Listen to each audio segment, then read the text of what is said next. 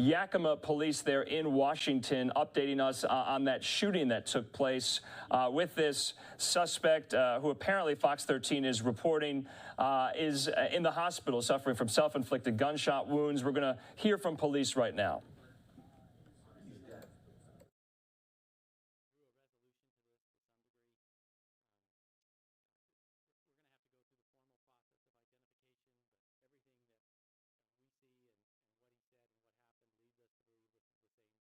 Leads us to believe this is the same person that was involved in the shootings at the Circle K and the Arco gas station this morning. Clearly, we have to have a more formal process, but I can say with pretty good confidence that we believe that this is the person who was involved in those incidents today.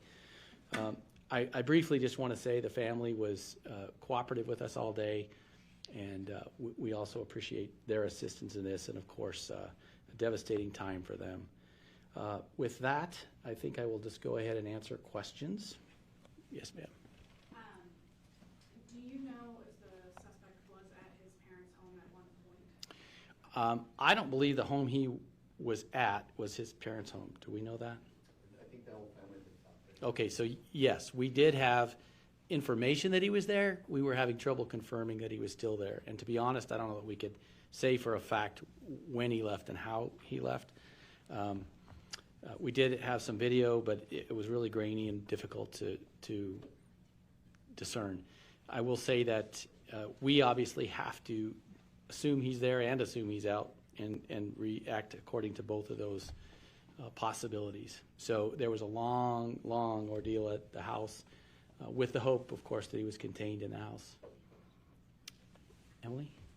In the 911 call or in his conversation with the woman, did he give any indication of the motive for the shooting? So I can tell you it was a really emotional call. There are parts that are very difficult to understand what she's saying. I listened to it myself and I didn't hear anything that was really clear. It is possible if we clean that up that we may get more information. But at this time, I have no information still. As I told all of you all day, I have no information about why he did this or what was the motive behind all of this. Will you be releasing any information about the 3 killed this morning?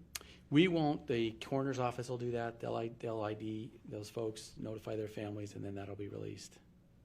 Was there anything found at the suspected home? Well, so we have a search warrant. That process will take a long period. So there's not much I could say now because that is a brand new process that we're just getting started on. I will say, and I want to be careful, but the suspect did have a large amount of ammunition and a weapon when he was located by officers. What kind of gun?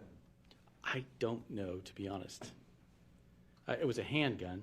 I know that. I think semi-auto. Semi-auto. So semi-auto. Did he have it when you found it? There was a gun at the scene.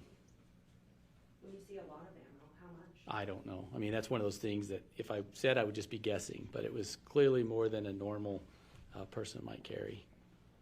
And Chief, you said he was not found with the self-inflicted gunshot in the car. He was out of the car. He was on foot, and the 911 caller described him walking around.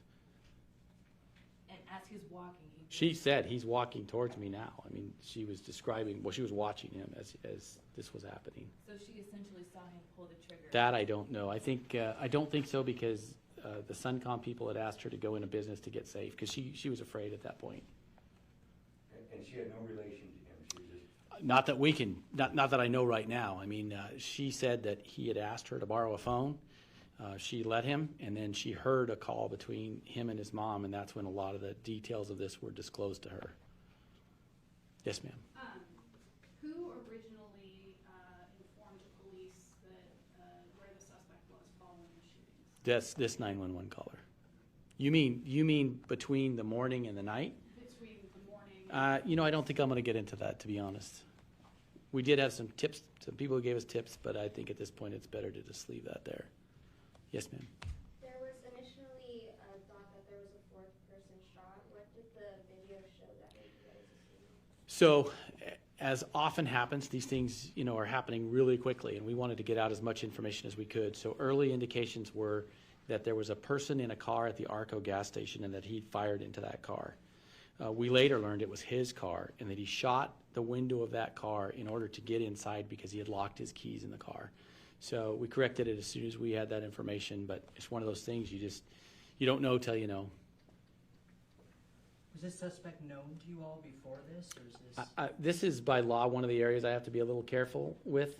So all I can say is that we do have a record of him, and I'll leave it at that. Yes, ma'am. Earlier this morning, you said it was a random act. Okay, so officials with the Yakima Police Department announcing that the suspect, 21-year-old Jared Haddock, is dead after a self-inflicted gunshot wound after he shot and killed 3 people at a Circle K there in Yakima, Washington. This is just one of several shooting incidents, unfortunately, that we have been following throughout the past couple of days here. We are going to step away from that. We have a lot more stories left in this hour.